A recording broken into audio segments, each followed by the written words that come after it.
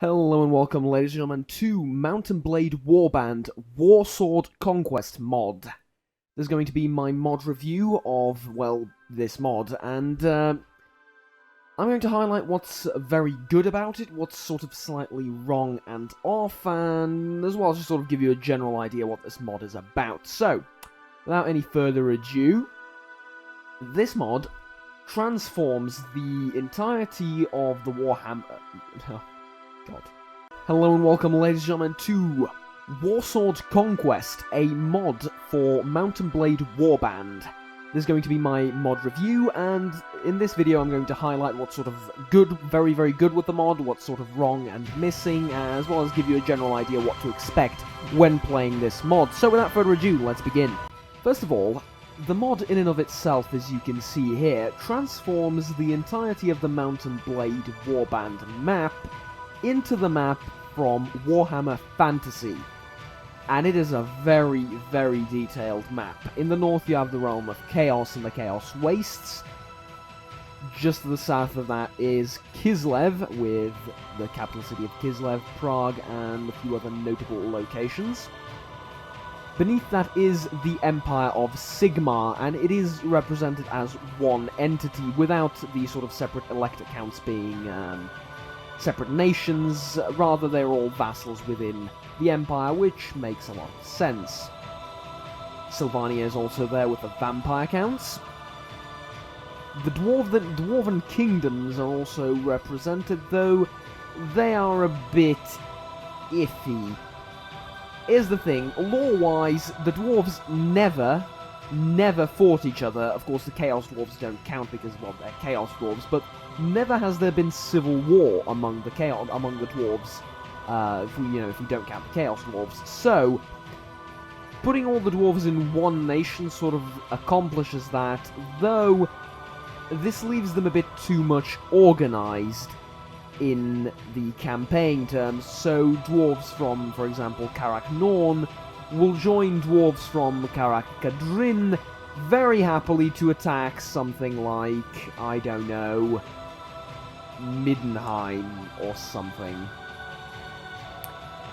They're a bit confused because they're spread all over the map and a bit well too organized. I would wish for these to be in several different nations, but all allied together or something like that.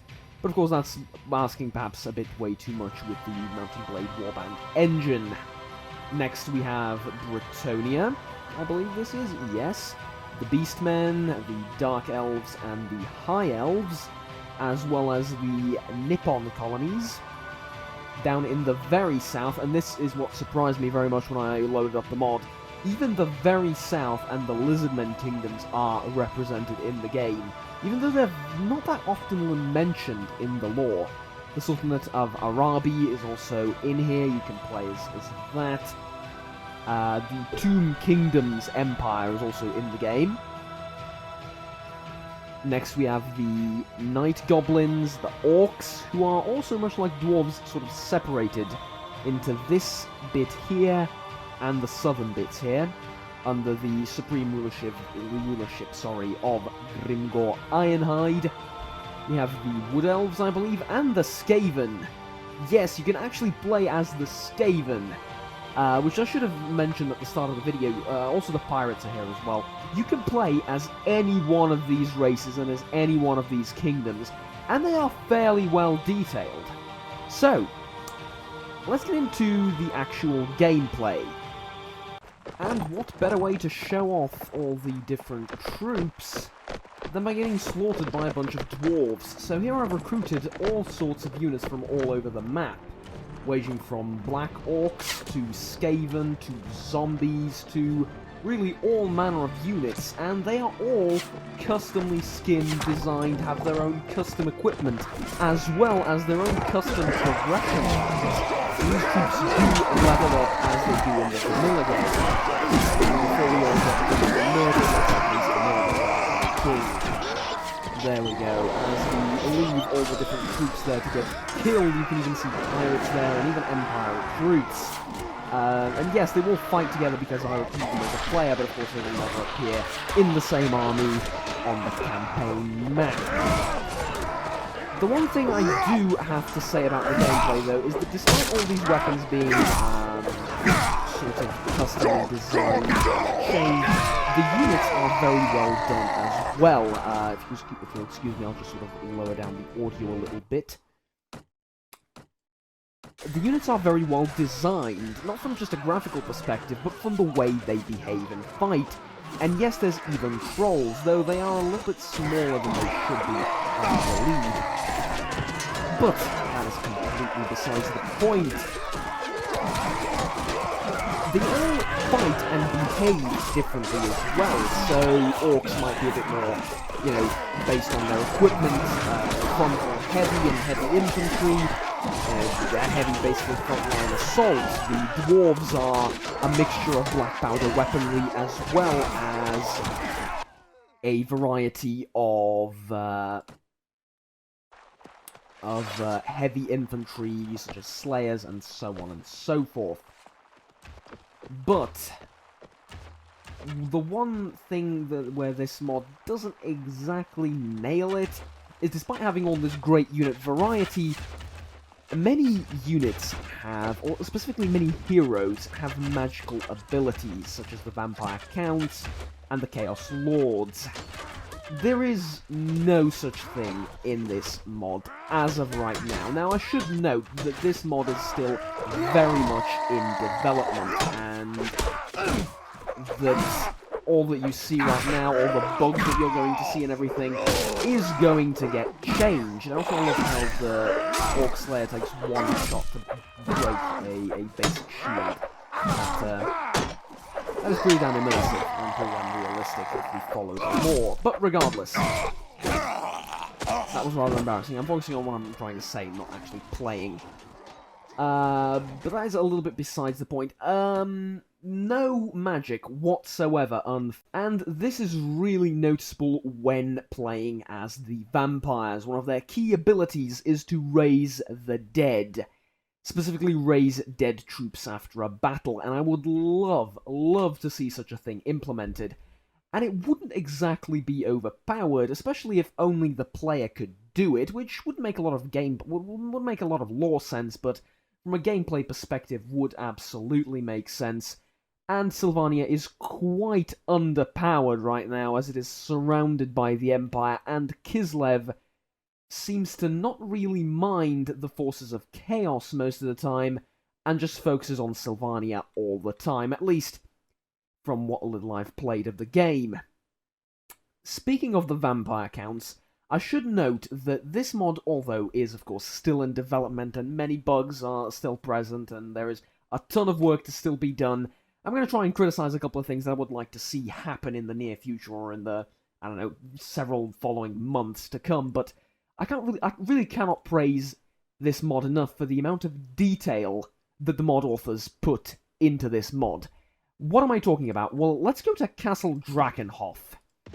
And apparently the vampires and the orcs don't exactly mind each other, which I'm not exactly sure they would allow an orc to come here, but yeah, let's just go with it. Yeah. As you can see, well, not every, but all major locations have custom interiors.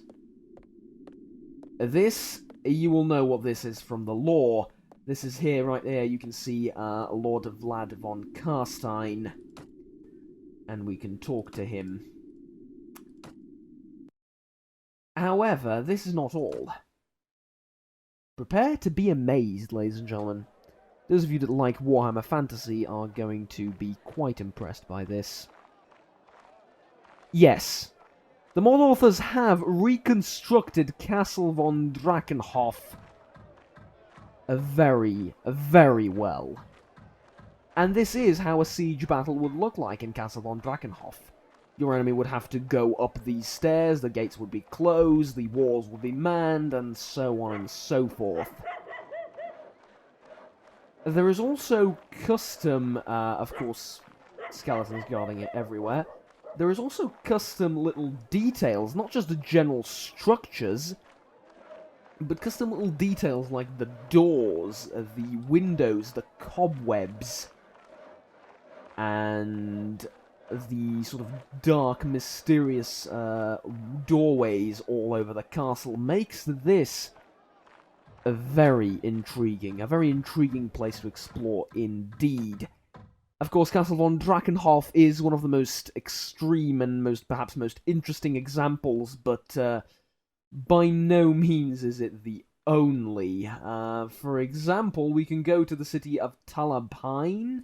Talabheim. Try saying that twice as fast. And again, they let an orc come here. The diplomacy in the game is not exactly perfect, though within the engine it's completely understandable. The interior of said city is normal, I believe. Yes, this is from the vanilla. Let's check out the exterior first of all, though.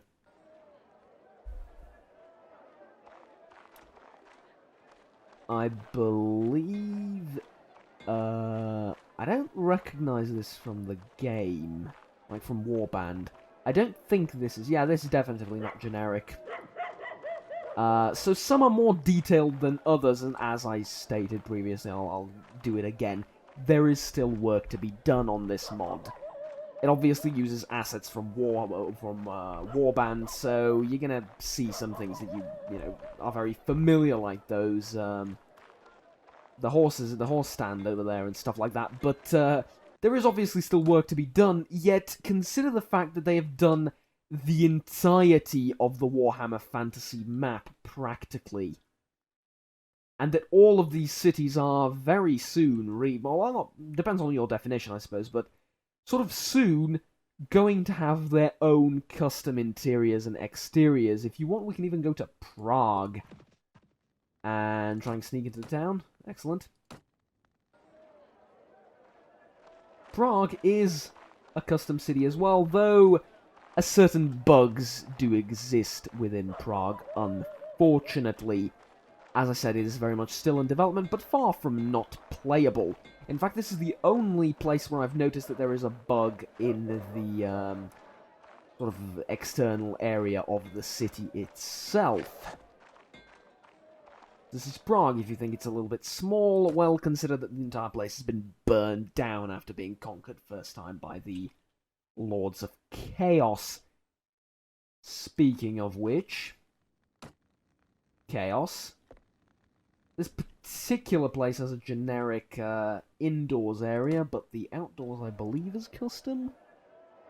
It absolutely is. And all of this is absolutely lore-friendly. See marauders here and other chaos corrupted persons, as well as bodies and bones and stuff like that scattered all over the place. Oh god. Yeah, those of you very well acquainted with the Warhammer Fantasy lore will recognize all of these places. However, there's one more thing I want to show you in terms of the maps and the design and the custom design that went into them. And namely, let's take for example Grom Peak, and go to the tavern. Sorry, not the cavern. Though you'll understand why I confused the two. Yes, even the taverns have been customly redesigned, and I just love the detail here. I mean, yes, it needs a little bit of work, but the idea I just find absolutely amazing. However, that said, I do have a little bit of a complaint here as well. The tavern keepers are human everywhere, and occasionally, even in... Well, the most extreme example would be in a vampire city tavern, a dwarf would appear, which is the biggest no-no in Warhammer. Literally everything else is okay. That would never happen. It is almost impossible to describe how much dwarves hate necromancers. Matter of fact, their entire religion is based upon worshipping of said ancestors, and, well, necromancers raise them from the dead, and so on and so forth. Also, this occasionally happens when exiting a city. There's a hole in the graphics in the world, but yeah, those are just minor bugs that are inevitably going to be fixed. Also, when alt-tabbing the game, I believe stuff like this happens as well sometimes, but it's mostly a problem of the game itself, not the mod, and I don't expect the mod to fix that very much. However, there are certain bugs, as I said, within the recruitment system, within the cities, and so on, that the mod will inevitably fix very soon. I also should state that this is the most active of all Warhammer conversion mods to date, I believe, and yeah, the map's falling apart now because I alt-tabbed a few too many times. So disregard what you see right now. And this is one of the Dwarven Carracks, which is also incredibly well done. Look at this thing, and he's just gonna let an orc wander in. You saw nothing! I wish that they would at least put on a disguise or something like that, but I imagine those are quite difficult to design. Anyways, yes.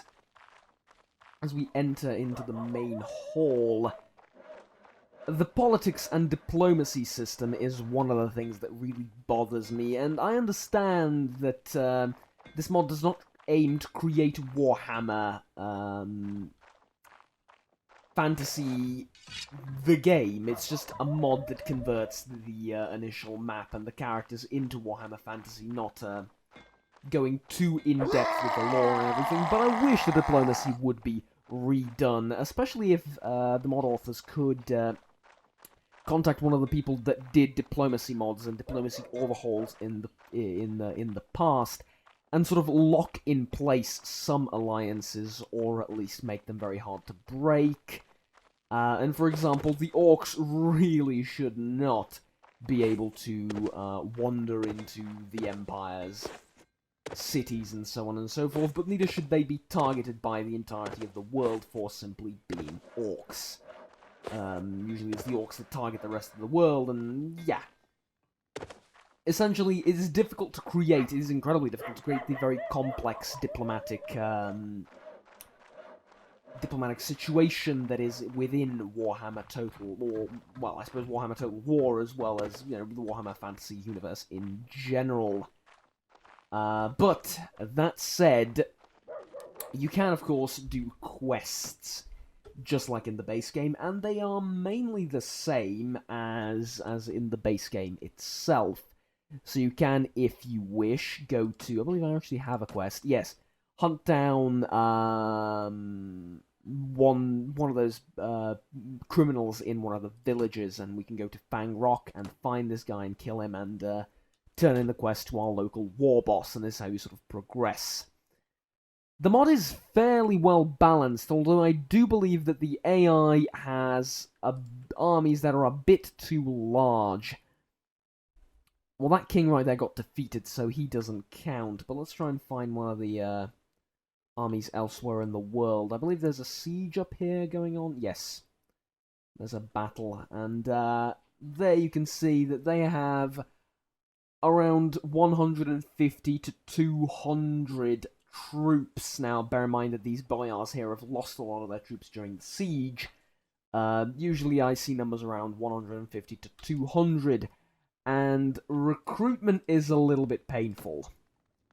4, 2, 5, 7. You know, it's just the basic recruitment from the vanilla game.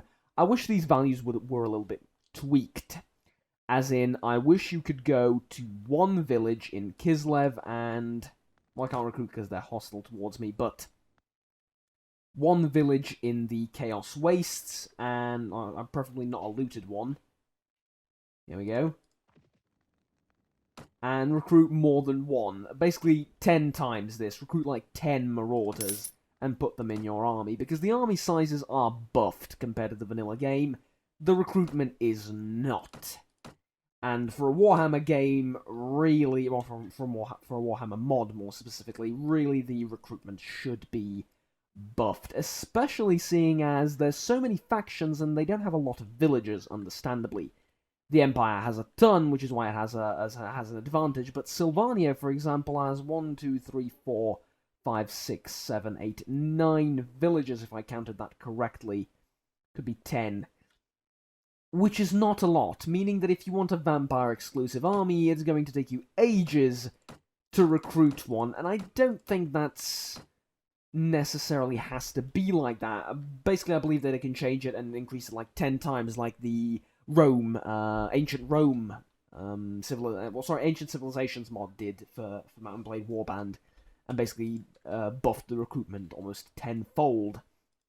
Then you would go into a village and instead of 3 volunteers, 30 would appear, and you could muster up a huge army very quickly. That said, however, you would still have to train that army, of course, and the training would go at a regular pace, which is completely fine. But that is more or less it, I believe. There are so many different locations for you to spawn in, and very quickly I'm going to show you the character creation screen. I'm going to create a character that I haven't played with before, maybe a Skaven. Yeah, let's make a Skaven. Now, what is lacking, unfortunately, is the ability to play one of the more special characters. You can't play as a troll, and you can't play as a chaos troll. You can't play as some of the more, special characters, which is understandable. But of course, all of this is custom, and you do get your relations with various nations and stuff defined as you create your character. However, as soon as you join as a mercenary in one of the armies, all those relations get reset to 0. Which is a fairly big problem, unfortunately. Anyways, let's pick up something like, I don't know, like that, and like that, realistic. Put a bunch of stuff into all sorts of randomness here, and create a character. There we go. And there's a problem. This is the last complaint that I have about the mod. This is why I'm showing you the character creation. There's not a lot of things you can do. For Skaven in particular, there is quite literally nothing you can do. There are just very, very subtle differences in the face, but no different type of skins or hairstyles or anything. Well, Skaven don't have hairstyles, but you know what I mean. There's no different sort of faces. For the orcs, I believe there's 2, and they're basically the same. One is just slightly different than the other. That sort of customization is missing, and it will be added, obviously, but for the time being, it is still missing. Start at the Skaven underworld here, and oh yeah, the Skaven do have pistols, don't they? And of course, it should be added that certain weapons do exist in the game that shouldn't be there. Perhaps like some vanilla weapons will appear every now and again, which I believe I know that's a thing that can be fixed. They just need to get around doing it. I've built like a very powerful character here, and yes. Also, I should have mentioned this from the start. They can ride rats.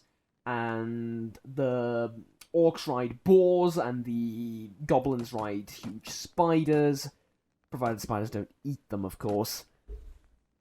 And so on and so forth. So, huge amount of detail, however, still work to be done.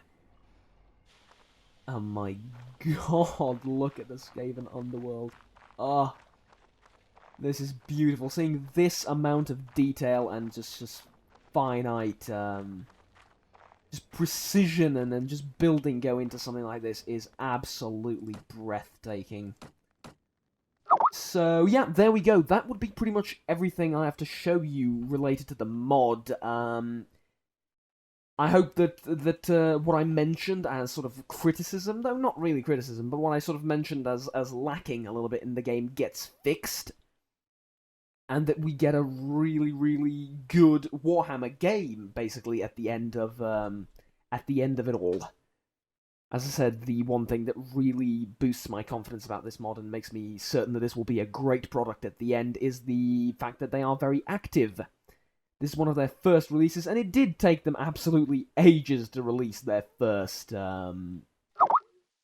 initial release, but of course it took them so long. I mean, look at the work they've done.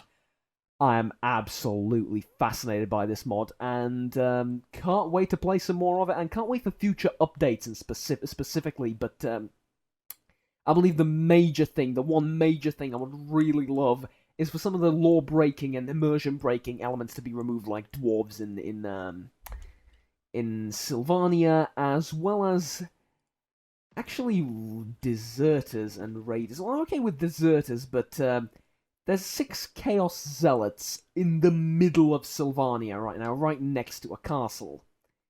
That is something that's going to be very, very almost impossible, very, very difficult, almost impossible to get rid of, but I would like certain areas like this to be free of Chaos Zealots, for example, or Raiders, or Deserters, or something like that. Because Deserter Skeletons, really? I guess? It's stretching the lore a little bit, but I guess I'm okay with it. The main thing, though, I should get back to, is I would like to see some special combat abilities added to various factions and races, and you might not necessarily be able to balance it, and you don't exactly have to, in my honest opinion. Yes, the vampires have magical abilities, the vampire lords, I should be specific. And maybe it's something that you get when you become a vassal of Sylvania. That would make sense, right? Or you forge your own kingdom, you gain magical powers. Just from a gameplay perspective, not exactly, very lore focused or oriented, but from a gameplay perspective, it would make so much sense, right? You become a vassal, you become a vampire lord, and you gain magical powers. Makes sense, right? Stuff like that for Sylvania, stuff like that for the Chaos Wastes, and also it would be cool that you cannot occupy everything north of the Chaos Wastes. Basically, everything north of Kislev. Because if you do, your troops would, I don't know, randomly die or desert or something like that. That would be very cool. Or just deflect to chaos. That would be very cool to add, but that's like late, almost ending stages of development for the mod. However, what it is right now basically is absolutely amazing. And if you want to play a pure game of Mount and Blade in the Warhammer universe, this is absolutely ready to go.